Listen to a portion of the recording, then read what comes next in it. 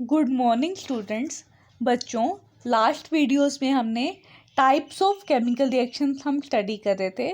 उसमें हमने combination reaction पढ़ी, डिस्प्लेसमेंट रिएक्शन पढ़ी, डीकम्पोजिशन रिएक्शन पढ़ी एंड डबल डिस्प्लेसमेंट रिएक्शन पढ़ी। तो इनके अलावा भी केमिकल रिएक्शन दो टाइप्स की होती हैं, जिसको हम बोलते हैं ऑक्सीडेशन एंड रिडक्शन रिएक्शन। तो अब आज हम ऑक्सीडेशन रिएक्शन, रिडक्शन रिएक्शन के बारे में स्टडी करेंगे और एक नई टाइप की रिएक्शन के बारे में भी स्टडी करेंगे, जिसको हम बोलते हैं रिडॉक्स रिएक्शन। सबसे पहले देखो, एक हमारे पास रिएक्टेंट है, वो ऑक्सीजन को गेन कर रहा है, ठीक है। तो ये है ऑक्सीडेशन रिएक्शन। ऑक्सीडेशन रिएक्शन वो होती है जिसमें पहले किसी मटेरियल के पास ऑक्सीजन ना हो, लेकिन प्रोडक्ट में उसके पास ऑक्सीजन आ जाए, तो उसको बोलते हैं हम ये यहाँ ऑक्सीडेशन रिएक्शन हो रही है। एग्जाम्पल लेके देखते हैं हम एक, ठीक है। हमने क्या लिया, बर्नर लिया, ट्राइपोस्टेंट लिया और हमने कॉपर पाउडर रख दिया, जो कौन से कलर का था, ब्राउन कलर का। इसको हमने हीट प्रोवाइड की, तो कुछ टाइम बाद क्या हम देखेंगे कि ये ब्लैक हो गया। अब ब्राउन से ब्लैक कलर क्यों चेंज हो गया, हमने ये स्टडी करना है। तो कॉपर था ब्राउन कलर का, उसको हमने ऑक्सीजन के साथ रिएक्ट किया, हीट किया, तो कॉपर ऑक्साइड की फॉर्मेशन होगी जो ब्लैक कलर का होता है। तो यहाँ पर क्या हुआ, कॉपर की ऑक्सीडेशन हो गई, क्योंकि कॉपर के पास रिएक्टेंट में ऑक्सीजन नहीं था, लेकिन प्रोडक्ट में कॉपर के साथ ऑक्सीजन आ गया। तो यहाँ कॉपर की ऑक्सीडेशन हुई है, इसी कारण से हमारा कलर जो है वो ब्राउन से ब्लैक में कन्वर्ट हो गया। अब रिडक्शन रिएक्शन क्या होती है, ऐसा मटेरियल जिसमें रिएक्टेंट में उसके साथ ऑक्सीजन हो, लेकिन प्रोडक्ट में जाने से ऑक्सीजन उसकी लूज हो जाए। जो ऑक्सीजन गेन करता है वहाँ ऑक्सीडेशन होती है, जो ऑक्सीजन को लूज करता है वहाँ रिडक्शन होती है। अब ये देखो, ये जो AO था, इसने रिड्यूस करके A दे दिया, तो यहाँ पर रिडक्शन हो रही है A की। अब एक एग्जाम्पल लेते हैं हम, वही हमने कॉपर ऑक्साइड लिया, ब्लैक कलर वाला मटेरियल, उसको हीट कर रहे हैं और इस साइड में जो रेड कलर की पाइप आ रही है, यहाँ से हम हाइड्रोजन गैस को पास कर रहे हैं। तो जो ब्लैक कलर था वो ब्राउन में चेंज हो गया, ठीक है। तो इसका क्या मतलब है कि कॉपर ऑक्साइड से कॉपर में कन्वर्जन होगी जब हमने हाइड्रोजन के साथ रिएक्ट किया। तो जो कॉपर ऑक्साइड है वो हाइड्रोजन के साथ रिएक्ट करेगी और कॉपर बनेगा, और जो इसका कॉपर ऑक्साइड का ऑक्सीजन था, ये हाइड्रोजन लेकर वाटर मॉलिक्यूल की फॉर्मेशन कर देगी। तो यहाँ पर कॉपर ऑक्साइड की रिडक्शन हो रही है, ठीक है। तो रिडक्शन के कारण ब्लैक कलर जो है वो दोबारा ब्राउन कलर में कन्वर्ट हो रहा है। अब देखो, रिडॉक्स रिएक्शन वो रिएक्शन होती है जिसमें ऑक्सीडेशन और रिडक्शन रिएक्शन साइमल्टेनियसली हों। यहाँ पर देखो, B जो है वहाँ ऑक्सीडेशन हो रही है और AO में क्या हो रही है, रिडक्शन हो रही है। तो इस रिएक्शन में ऑक्सीडेशन भी हो रही है और रिडक्शन भी हो रही है, तो इसलिए ये हमारे पास रिडॉक्स रिएक्शन है। रिडॉक्स का रेड जो है RED वो रिडक्शन से लिया है और ऑक्सीडेशन का OX लिया है यहाँ पर, तो इन दोनों को मिला के रिडॉक्स रिएक्शन बनाइए। अब यहाँ एग्जाम्पल देखो, कॉपर ऑक्साइड में हमारे पास रिएक्टेंट ऑक्सीजन को लूज कर रहा है, तो यहाँ क्या हो रही है, रिडक्शन हो रही है, ठीक है। रिडक्शन हो रही है और हम कहेंगे कि कॉपर इज गेटिंग रिड्यूस्ड। और नीचे अगर हाइड्रोजन का केस देखें तो हाइड्रोजन जो है यहाँ पर ऑक्सीडेशन हो रही है, तो हम कहेंगे हाइड्रोजन इज गेटिंग ऑक्सीडाइज्ड, ठीक है। तो ये एग्जाम्पल है रिडॉक्स रिएक्शन की। अब रिडक्शन रिएक्शन और ऑक्सीडेशन रिएक्शन हाइड्रोजन की टर्म्स में भी हो सकती है। जब हाइड्रोजन का लॉस हो तो वो ऑक्सीडेशन होती है, और जब हाइड्रोजन का गेन हो तो वो रिडक्शन होती है। फर्स्ट वाले में देखो H2S है, तो यहाँ पर जब सल्फर बना H2S से तो हाइड्रोजन लूज हो गए, तो यहाँ पर क्या होगा, ऑक्सीडेशन होगी। सेकंड केस में क्लोरीन था, क्लोरीन के पास हाइड्रोजन आ गए, तो यहाँ पर क्या हो गया, रिडक्शन हो रही है। अब oxidising agent and reducing agent क्या होते हैं बच्चे, यहाँ पर ऑक्सीडेशन होती है वो रिड्यूसिंग एजेंट होता है, और जहाँ रिडक्शन होती है वो ऑक्सीडाइजिंग एजेंट होता है। ऐसा क्यों होता है बताती हूँ। देखो ये जो है लेड ऑक्साइड, यहाँ पर ये ऑक्सीजन की सप्लाई कर रहा है, ठीक है, ऑक्सीजन दे रहा है, तो ये ऑक्सीडाइजिंग एजेंट होगा। ठीक है, कार्बन क्या कर रहा है, कार्बन इसकी ऑक्सीजन को, लेड ऑक्साइड की ऑक्सीजन को ले रहा है। ठीक है, तो ये क्या होगा, रिड्यूसिंग एजेंट हो गया, क्योंकि कार्बन जो है वो लेड ऑक्साइड को लेड में रिड्यूस कर रहा है। तो यहाँ कार्बन ऑक्सीजन गेन कर रहा है और ऑक्सीडाइज हो रहा है, और लेड ऑक्साइड जो है ऑक्सीजन को सप्लाई कर रहा है और रिड्यूस्ड हो रहा है। तो जो रिड्यूस्ड हो रहा है वो हमारा वहाँ वो ऑक्सीडाइजिंग एजेंट है, और जो ऑक्सीडाइज हो रहा है वो हमारा रिड्यूसिंग एजेंट है। ठीक है, ये मैंने आपको बता दिया।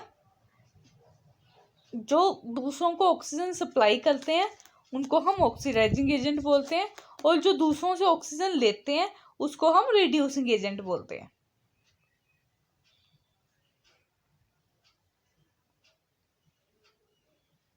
यहाँ देखो लेड ऑक्साइड रिड्यूस हो रहा है, लूजिंग ऑक्सीजन, तो हमारे पास कार्बन क्या होगा, हमारे पास कार्बन जो है वो रिड्यूसिंग एजेंट होगा।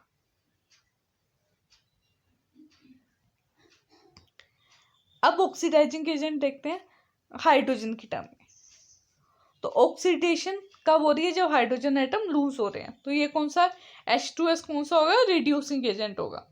ठीक है, क्लोरीन के केस में यहाँ क्या हो रही है, रिडक्शन हो रही है, क्योंकि हाइड्रोजन गेन हो रहा है। तो ये क्या होगा, क्लोरीन रिड्यूसिंग एजेंट होगा, सॉरी क्लोरीन ऑक्सीडाइजिंग एजेंट होगा। क्लियर हुआ, रिड्यूसिंग एजेंट और ऑक्सीडाइजिंग एजेंट क्या होते हैं। अब देखो Fe2O3 के पास से आयरन में कन्वर्ट हो रहा है, तो यहाँ रिडक्शन हो रही है, ऑक्सीजन एटम लॉस हो रहे हैं, तो ये ऑक्सीडाइजिंग एजेंट होगा। एल्यूमिनियम ऑक्साइड के पास जाते हैं, तो यहाँ ऑक्सीडेशन हो रही है, ऑक्सीजन एटम का गेन हो रहा है, तो ये रिड्यूसिंग एजेंट होगा। ऐसे ही अमोनिया से नाइट्रोजन बन रहा है, तो यहाँ पर ऑक्सीडेशन हो रही है, क्योंकि हाइड्रोजन लूज हो रहे हैं, तो ये रिड्यूसिंग एजेंट है। ब्रोमीन से HBr बन रहा है, तो यहाँ रिडक्शन हो रही है, तो ये ऑक्सीडाइजिंग एजेंट है।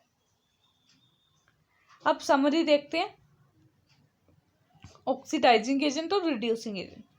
ऑक्सीडाइजिंग एजेंट वो होते हैं जो ऑक्सीजन को लूज करते हैं या हाइड्रोजन को गेन करते हैं। आप सीधा बात याद रखना कि जहाँ पर ऑक्सीडेशन हो रही है वो रिएजेंट रिड्यूसिंग होगा, और जहाँ रिडक्शन हो रही है वो एजेंट ऑक्सीडाइजिंग होगा। ठीक है, क्लियर है। अब कोरोजन और रेंसिडिटी क्या होते हैं हम ये पढ़ेंगे।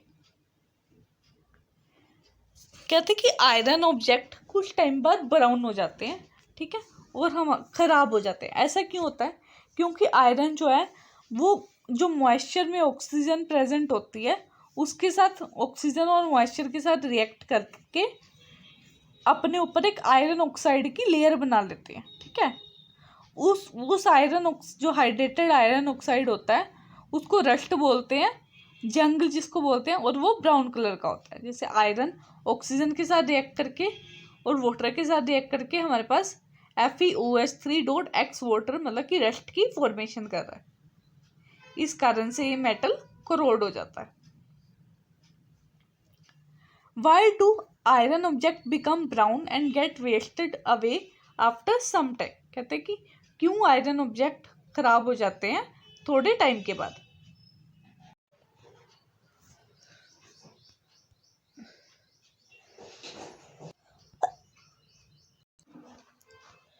जो आयरन की लेयर है, जो रस्ट की लेयर है, वो फटने लग जाती है, खराब होने लग जाती है, और जो नीचे आयरन का सरफेस होता है वो फिर फ्री हो जाता है, उस पर फिर से रस्टिंग स्टार्ट हो जाती है। तो इससे क्या होता है कि इस तरह से जो रस्टिंग है वो सारे आयरन को खराब कर देती है। और रस्टिंग जो है वो बहुत कॉमन एग्जाम्पल है कोरोजन। कोरोजन का मतलब क्या होता है, किसी भी मेटल का खराब होना when it is react with air or moisture. A metal is said to be corroded when it is attacked by air, moisture and or chemicals. कहते हैं कि कोई भी मेटल तब करोड होता है जब उस पर अटैक हो एयर का या मॉइस्चर का या केमिकल्स का, तो इस प्रोसेस को हम कोरोजन बोलते हैं। कोरोजन किसकी एग्जांपल है? ऑक्सीडेशन रिएक्शन की। रस्टिंग ऑफ आयरन जो है वो एक कोरोजन की टाइप है, जहाँ पर iron metal is attacked by the oxygen and moisture around it. Iron metal किससे अटैक होता है? ऑक्सीजन से, और जो उसके आसपास मॉइस्चर है उससे। और एग्जाम्पल कौन से है कोरोजन के? कॉपर मेटल जो है थोड़े टाइम पर ग्रीन होना स्टार्ट हो जाता है, क्योंकि कॉपर वाटर और कार्बन डाइऑक्साइड के साथ रिएक्ट करके कॉपर हाइड्रोक्साइड और कॉपर कार्बोनेट की फॉर्मेशन करता है। तो copper metal gets corroded in the presence of air and moisture, it forms a green layer of basic copper carbonate. तो जो ये ग्रीन लेयर आती है ये कॉपर कार्बोनेट की वजह से आती है। और एग्जाम्पल क्या है कोरोजन के? कि जो सिल्वर मेटल होता है वो थोड़े टाइम पर ब्लैक होना स्टार्ट हो जाता है। तो इसका क्या रीज़न है? सिल्वर मेटल जब हाइड्रोजन सल्फाइड और ऑक्सीजन से रिएक्ट करता है तो सिल्वर सल्फाइड की फॉर्मेशन होती है, जो कि हमारे पास ब्लैक कलर का होता है, और इसलिए हमारा जो सिल्वर मेटल है वो ब्लैक कलर में कन्वर्ट हो जाता है। कहते हैं जब चिप्स को हम एयर में रखते हैं लॉन्ग टाइम के लिए तो उनकी स्मेल और टेस्ट चेंज हो जाता है। क्यों? जब चिप्स को हम लॉन्ग टाइम के लिए रखते हैं तो जो ऑयल और फैट होता है उनमें वो ऑक्सीडाइज हो जाता है, और इस कंडीशन को हम बोलते हैं रैंसिडिटी। फ्रेश फ्राइज को रैंसिड फ्राइज में कन्वर्ट कर देती है कौन सी प्रोसेस? रैंसिडिटी। ठीक है, ब्लैक हो जाते हैं और वो खराब हो जाते हैं। अब रैंसिडिटी से प्रिवेंशन कैसे की जा सकती है? By adding antioxidants to oil. Oil में ऐसे मटेरियल ऐड करने जो एंटीऑक्सीडेंट हो। Antioxidant do not allow fat molecules to get oxidised in presence of air. कहते हैं एंटीऑक्सीडेंट क्या करते हैं? वो रोकते हैं फैट मॉलिक्यूल्स को कि वो ऑक्सीडाइज ना हो एयर की प्रेजेंस में। By removing oxygen from the surrounding. आसपास से अगर हम ऑक्सीजन को रिमूव करते तो भी हमारा जो मटेरियल है वो रैंसिडिटी से बच जाता है। जैसे चिप्स पैकेट के अंदर नाइट्रोजन गैस फिल की जाती है, तो इसका मतलब कि चिप्स के आसपास से हमने ऑक्सीजन गैस को रिमूव कर दिया, तो ऑक्सीजन की एब्सेंस होगी वहाँ पर, तो वहाँ पर कोरोजन रैंसिडिटी नहीं होती। अगर हम एयर टाइट कंटेनर्स में किसी मटेरियल को रखते हैं तो वहाँ पर ऑक्सीजन की सप्लाई नहीं जा पाती और हमारा मटेरियल ख़राब होने से बच जाता है। अब एक समरी देख लेते हैं क्या क्या पढ़ा हमने। When a metal is attacked by air, जब किसी मेटल को हम एयर, मॉइस्चर, एसिड या केमिकल से अटैक करते हैं तो उस पर एक लेयर बन जाती है। ठीक है, उस प्रोसेस को हम बोलते हैं कोरोजन। जब फैट मॉलिक्यूल्स जो एयर ऑयल में प्रेजेंट होते हैं ऑक्सीजन से अटैक होते हैं, ठीक है, तो क्या होता है? वो ऑक्सीडाइज हो जाते हैं और ऑक्सीडेशन के कारण उनकी स्मेल और टेस्ट जो है वो ख़राब हो जाते हैं। ठीक है, इस प्रोसेस को हम रैंसिडिटी बोलते हैं। हम अपना मटेरियल फ्रिज में भी इसलिए स्टोर करके रखते हैं क्योंकि फ्रिज में भी नाइट्रोजन गैस होती है जो कि हमारे मटेरियल को ऑक्सीडाइज होने से बचाती है और हमारा जो फूड है वो स्पॉइल नहीं होता। रैंसिडिटी से प्रिवेंट करने के लिए 3 मेथड है। एंटीऑक्सीडेंट यूज़ करो, फूड पैकेट से ऑक्सीजन रिमूव कर दो, या फूड को हम एयर टाइट कंटेनर में रख दें। ठीक है, थैंक यू।